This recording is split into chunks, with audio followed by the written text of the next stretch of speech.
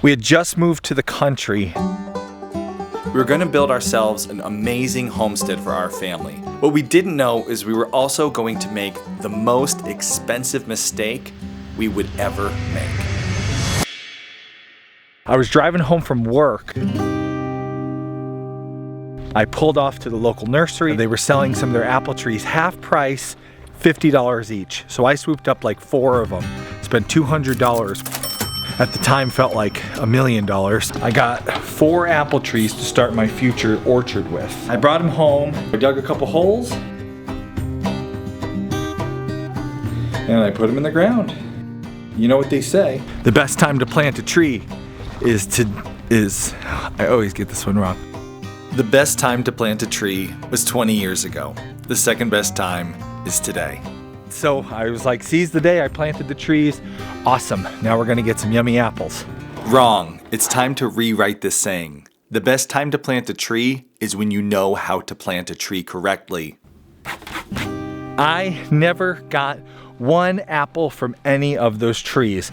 And I probably should have known better because the spot I dug, there was moss on the ground. Not a great spot to plant fruit trees. This is the problem. When you're new to homesteading, you're going to make mistakes. This one cost us a couple $100.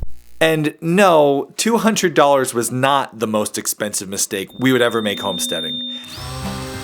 The worst mistakes we've made homesteading have cost us thousands. Today we're going to share with you 6 more mistakes we've made in our 15 years of homesteading that cost us thousands and thousands of dollars. Just kidding. Nothing actually explodes in this episode, but do watch to the end to make sure you don't wind up wasting thousands of dollars like we did.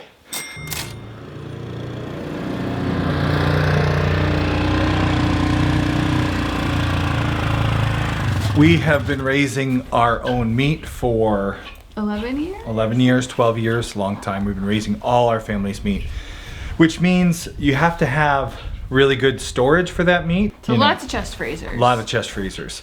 And most of the time that system works great, except for if something goes wrong with the chest freezer. We had spent the whole spring and summer raising meat chickens and raising pigs. Our freezers were full, just like hundreds and hundreds of dollars worth of meat in that freezer. And we went away for 1 week. We got home, we went down to the basement to get something for dinner. And before you even opened the freezer, you could smell it.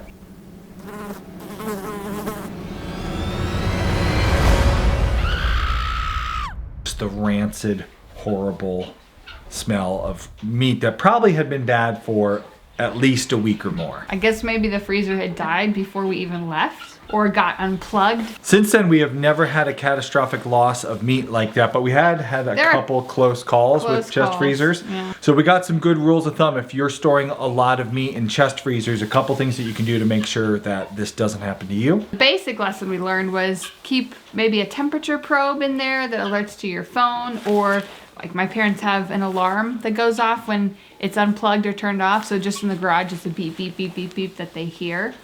I think on a bigger level though, here's my takeaway from that, is have layers of protection for your assets like that. I think the biggest thing that we have done that has fixed this problem, we've never had this issue again, we now keep our chest freezers not tucked away in the corner of a basement somewhere. A chest freezer will stay good for a couple days even if it is unplugged or if something goes wrong. So you have a couple of days if something were to go wrong where your meat would still be frozen as long as it's kept full. So we keep our chest freezers full and we are in and out of them very frequently. They're not tucked away in the corner somewhere where we only go to them once every couple months. The fact that we're in there a lot. Every couple months? Who goes to their chest freezer once every couple months? Jeez. Oh my gosh. Check on your chest freezers. That's a public service announcement from us to you right now. The more you know. Don't do that. Why? Because you always do it. I get one. I mean, it's been a long time. You do one of those like every other video. I haven't done one since before Alaska, I think. What was our I get one more you know.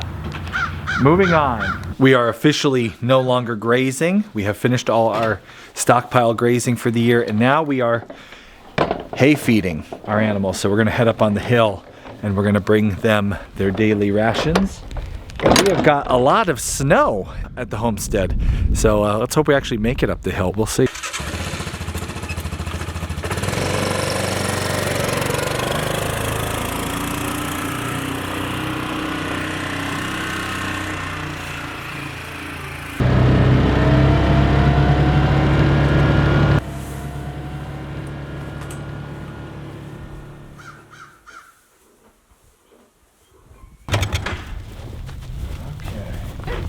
Bring you up. Down there.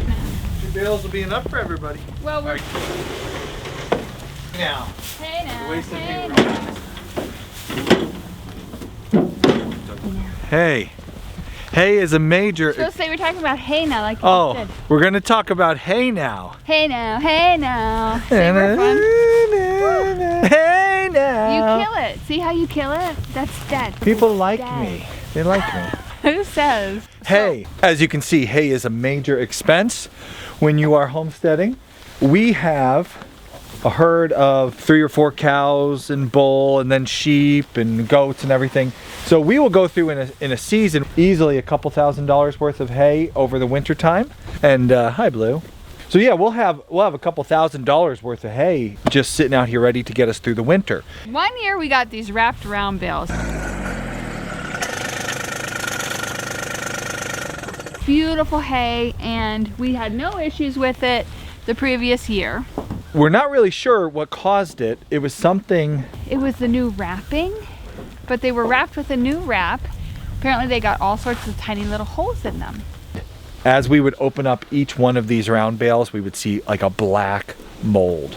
And we did try to find the best of it to use because we didn't have any other hay put aside. It was all our hay for the season. And yeah, then we had $500 worth of hay wasted, plus we had to rebuy hay. So that would double the expense, right? You had to buy the new hay and $1,000 there for hay expense that year. And I think what happened is you actually fed the cows some of that, remember? And then we had a miscarriage. Yeah, the cows did. Yeah, the cows had a miscarriage. One of the cows had a miscarriage. Our calf crop is one of the major ways that we actually make money from the homestead. And we lost possibly 2 calves because if you feed your cows moldy hay, it is known to cause health problems, including it can cause miscarriages. And we think we had 2 that year that lost a calf because of that. So what do we do to fix this problem? Well, I'll show you because, well, we're headed there now.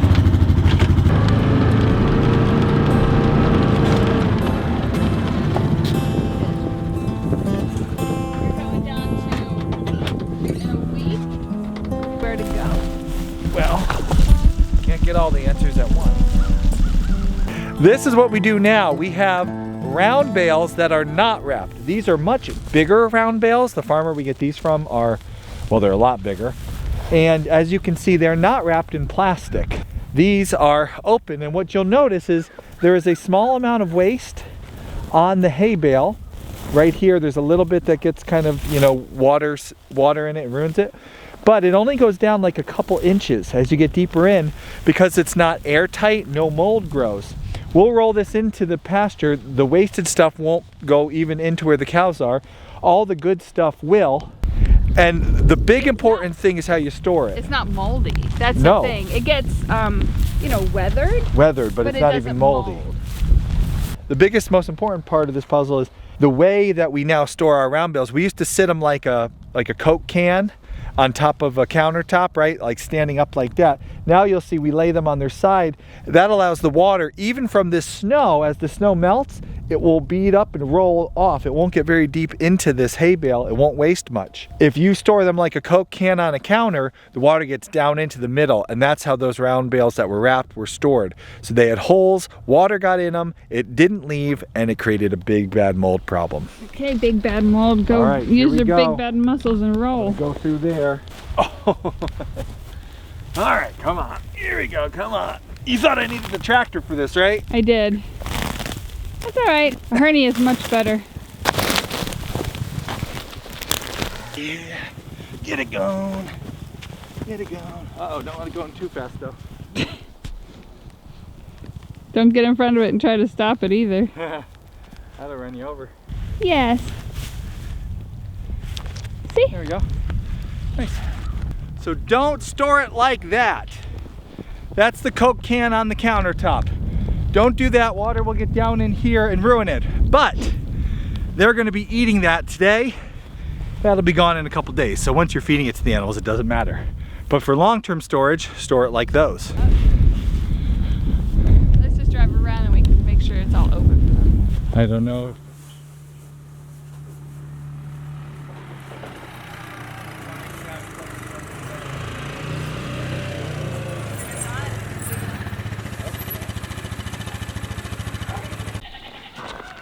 Now, of course, we're not the only people who've made mistakes when it comes to farming and homesteading. Where Anna and her husband Kelly were farming, people were making the mistake of letting their dogs just kind of run loose and chase livestock. Kelly and Anna had livestock, horses, and they were so tired of their horses being chased by the neighborhood dogs, they decided it was time to get rid of them. But they still wanted to have livestock. What could they do? They decided to get yaks onto their farm, and they talk about it in a recent issue of Backwoods Home magazine. You can read about raising yaks for profit and all sorts of other awesome topics in Backwoods Home magazine. Backwoods Home and Self-Reliance magazine are sponsors of this episode of Homesteady, and they're giving a super awesome discount to our viewers. I actually have really enjoyed becoming a subscriber, especially because I find where I'll pull my phone out and start watching a YouTube video, or I'll start looking on social media, and I find myself just like endlessly scrolling and learning nothing. When I say to myself, no, pick up a Backwoods Home, find an article, I actually am reading, I'm actually learning something. This year, 2025, slow down, learn something, read an article from Backwoods Home or Self-Reliance magazine. They're a sponsor of this episode of Homesteady, and there's a discount for you in the description of this episode. Go and get yourself a subscription to Backwoods Home. They're considering becoming a long-term partner with Homesteady, so I would really appreciate it if you're on the fence, give it a shot, use the coupon code below. Moving on up in the world, this one cost us double what the last cost us. My foray into aquaponics and hydroponics. Brief. But I kept trying. I didn't give up. I tried a couple different times. I went and did an interview on a really cool aquaponics system. Ooh, traffic. I hate coming to Southern Connecticut. We are going on a field trip today. I am following Accountant Mike. He's in the blue car. So if you're tuning in today, let's check out hydroponics on the Homestead scale. Let's see if it's something that Accountant Mike will give a thumbs up to. He's really excited about this topic. I don't know why. The guy that I interviewed was growing so much of his family's food just with a little aquaponics system. On the clock, Accountant Mike planting his first garden. I have to plant this whole thing? You have to plant the whole thing. Go. Okay.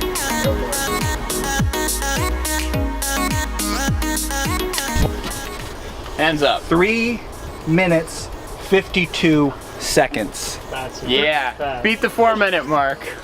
Beat the 4-minute mark. Was growing so much of his family's food, and I thought, you know what, we should do this too. I'm not really good at gardening. What if I take it inside and do an aquaponics or a hydroponic system? So we installed this whole grow wall. It was very elaborate. It went up. We did a whole video about it. It was a really cool system. The reason I think this failed so terribly is because aquaponics needed a lot of chemical. So How do you feel about chemicals? Not a big fan of working with chemicals.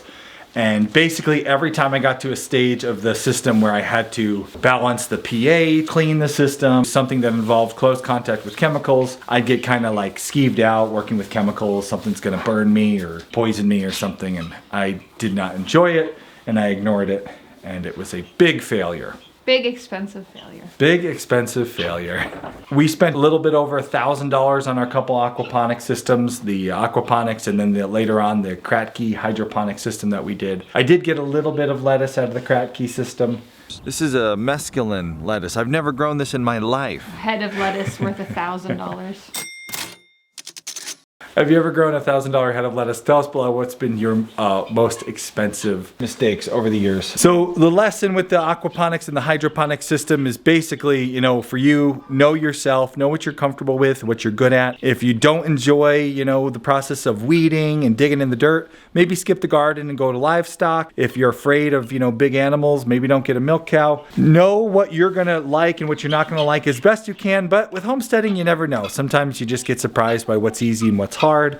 Maybe you think you're gonna love something and you don't. At the end of the day, mistakes like this will happen. There will be some waste. For us, it amounted to a little bit over $1,000. The next mistake we made was also about a $1,000 mistake, and it involved chickens.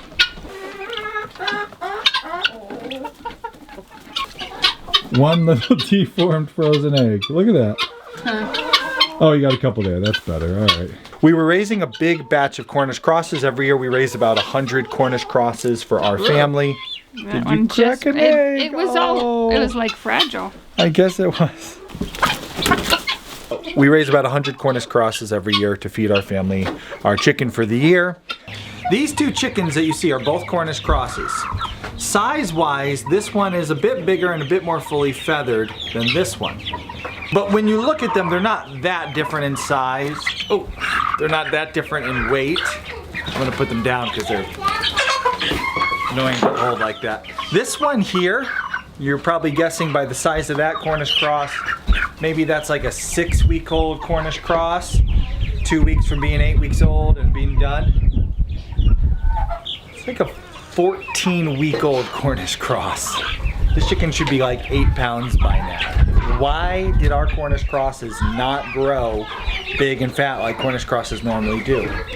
Well, it has to do with a feed experiment we tried this year that really was a failure. We were trying to do a very low allergen diet for our son who was sick. And so in the chicken feed, that meant taking out all soy and corn.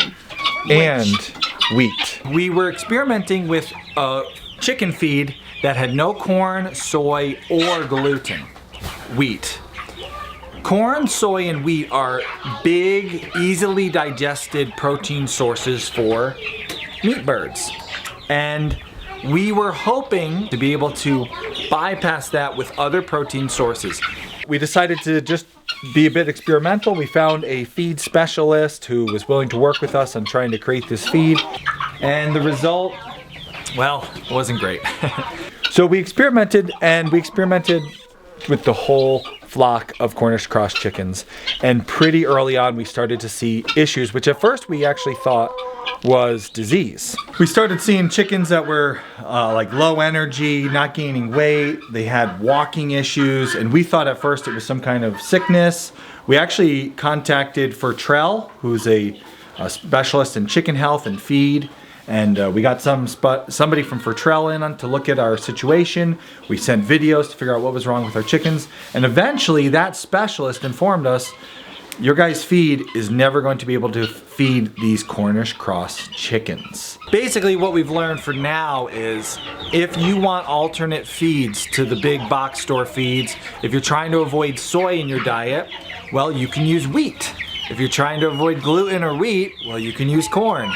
But you're gonna need one of those to get a Cornish cross to be a big fat bird. So great little fact that we've learned. We learned it on our birds. Between the expense of the feed, the expense in the lost chickens, we wound up losing a little bit over $1,000 on that experiment. So a couple of lessons in this situation that I think are good takeaways for homesteaders. First off, when it comes to things like feed, there are people out there who know what they're doing. Experimenting can cause a lot of problems if you don't really know what you're doing. So it's usually best to just get the right kind of feed from someone who knows what they're doing. If for some reason you, like we, have a strange situation where you need to experiment a little bit, don't experiment on a big group, right? We did 100 meat birds. We watched half of those meat birds die. Some of them took 15 weeks to mature, which is twice as long as they should have, and they never really matured. They never got big. Experiment on a small group. That way you don't have a really expensive mistake on your hands when the dust settles. Also, when it comes to feed, a lot of people try to save money by mixing their own feeds. Just be aware, if you start messing with your feed mixes and you don't really know what you're doing, you can cause a lot more harm than any amount of money you think you're gonna save. So if you're going to experiment, do your research, make sure you know what you're doing, or find someone who does know what they're doing and get their help. This next mistake that we made cost us a lot, and it's kind of a tricky one because it has to do with our butcher shop. We put a butcher shop in on the homestead. This is our root cellar. My father-in-law built this on the property. Years ago, he had an apple orchard. As you can see, it's not really awesome right now to use. But it's a really good start. Back when COVID was happening, it was really hard to find butchers. And so we needed a few animals processed and we couldn't find anybody. And we just decided, you know what, we'll do it ourselves. I had some experience butchering already. And we figured if we put in the butcher shop, we could handle all the animals we had to process.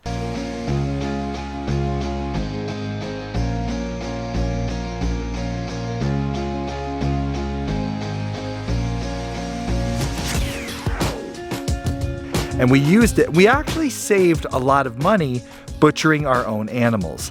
But along the way, we made a couple mistakes. First off, we spray foamed the butcher shop. And we talked about this in a video years ago when this happened. Now let me tell you what we did wrong in here. I'll show you, it's right here. I don't know if you can see. Yeah, I guess you can. This is one of the pillars in the room, and we did spray foam insulation. That's what that stuff is. This is what went wrong. I butchered a cow of ours very shortly after we spray foamed it, and the meat absorbed the off-gas smell of the spray foam. Should have done the spray foam and waited a long time. I didn't, and that whole entire carcass absorbed that chemical smell, and it ruined it. Words can't describe just the kick in the gut that was the first time we had one of those steaks. The smell of that chemical was in the meat. And what happened was we took a bite, and the initial bite of that 1 month aged Jersey beef was incredible. It was so good. The first bite was just like, oh man, this is incredible. And then all of a sudden, you would smell it. The taste was good, but the smell of the chemical would hit you. And you spit it out. Couldn't eat it. The whole cow. Whole cow ruined. A whole beef. That was a huge loss in meat value, a huge waste, thousands of dollars in meat value. Plus, the spray foam cost us like $1,500 to do, and putting the butcher room together also cost about $1,500 additional dollars in electrical and putting in the CoolBot system.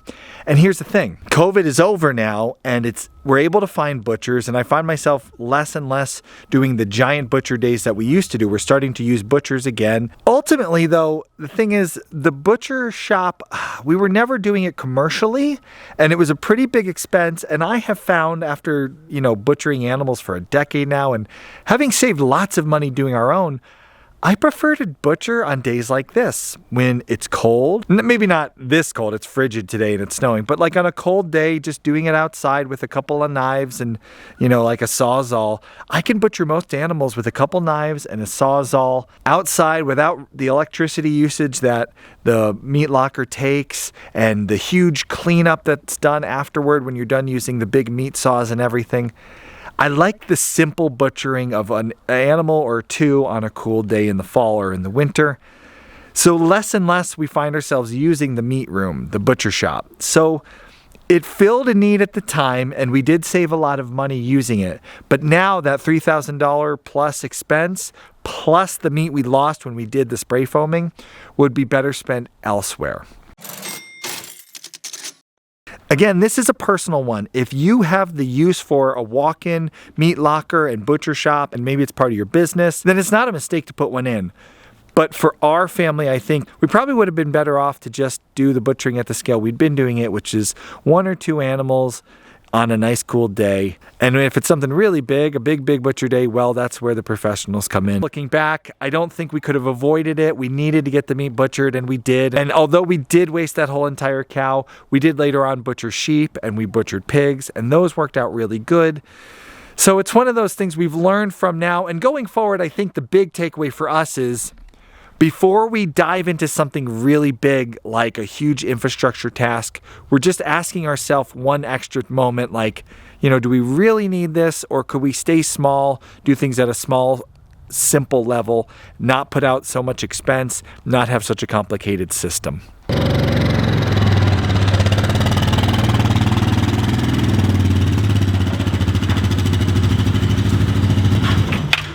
The biggest loss we ever had financially on the farm from a mistake we made was when we purchased Highland cattle for the first time.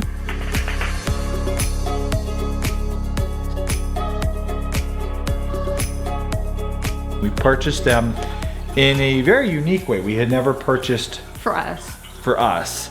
All over the country, there's online auctions for your different cow breeds that you're looking for.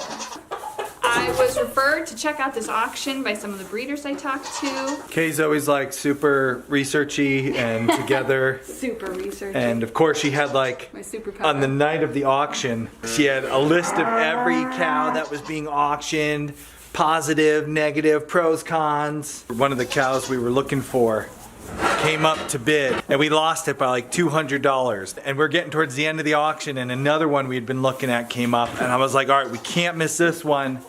And we bid a little more aggressively and we got it. And I was like, oh man, I'm so glad that we won this one. So I was just really happy, like at least we got one. And I said to Kay like, oh, it's a good thing at least we got this one. I was like, yeah, and that other one I won. What? I was like, yeah, I bid on one. And Well, you were in here, I actually won one. I actually got one. So we ordered 2 cows and both of them had a calf with them. So, yeah, we bid on a couple cows and we won 2 of the auctions. And it was a whole hassle just getting them shipped and everything. It was just a disaster of a thing.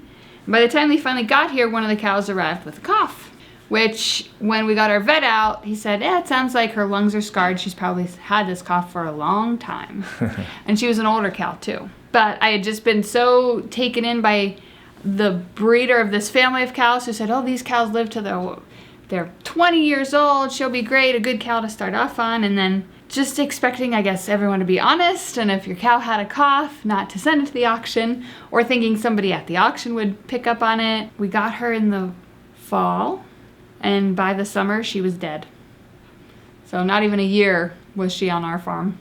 Her lungs were damaged and that following summer she just kind of went downhill and she died on us. We had $4,007 into her and her calf. She died and we never wound up getting anything from her. She had a calf with her and we were able to sell the calf. And so we did recoup a little bit, but we had $4,700 into her and we never got another calf out of her. We weren't able to use her meat. It was just a really big, major loss.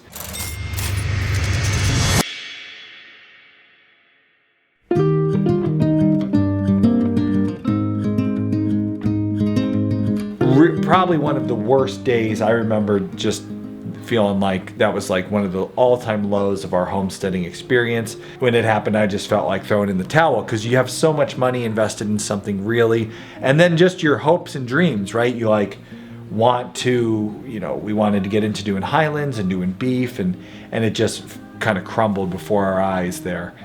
Yeah, that was I was really frustrated with that. Lessons learned from that. Would you buy from an auction again? No, I wouldn't. How come? I had a much better experience buying from a semi-local dairy when we got our Guernsey cow because they had all the disease testing on all the cows. They knew what she milked like, they knew her personality, and they were able to communicate all that to me. Yeah. Which when you're at an auction, you don't necessarily get any of that information. I think one of the problems with the auction, if you're going there...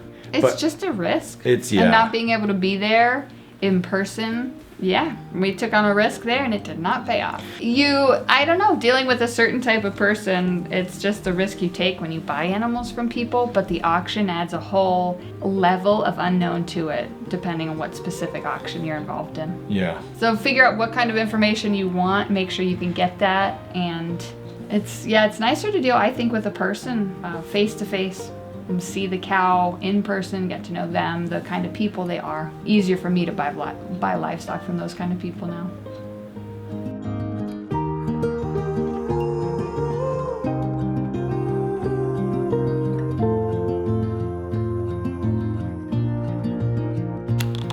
The truth is it's too cold to get money to burn today. There we go. The truth is, if you are homesteading, you're gonna make mistakes, and that's going to cost you. It's just gonna happen. Whether it's livestock, there we go, equipment, land, breaking things, trying to fix things and break them. No matter what you do on your homestead, you're gonna wind up wasting money. Fortunately, this is just fake money. You're gonna be wasting real money and it is going to hurt in the moment. But when it does, just tell yourself, you know what? It's your college education, right? You're paying some money to learn. And trust me, once you make these mistakes that cost you hundreds, if not thousands of dollars, you do not make those mistakes again. You make new mistakes, but you always are learning and you can help other people by sharing. So please comment below, what are some hard, expensive lessons you've learned? We would love to hear that. If you are new to homesteading and you don't want to burn up all your money, we designed the Pioneer program to help newbies get started homesteading, learn everything you gotta learn, skip the mistakes, get the answers you're looking for. You can become a Homesteady Pioneer for just $5 a month. It helps us do this show. Click here to become a Pioneer. Avoid making the costly mistakes that we made when we get started. Become a Homesteady Pioneer.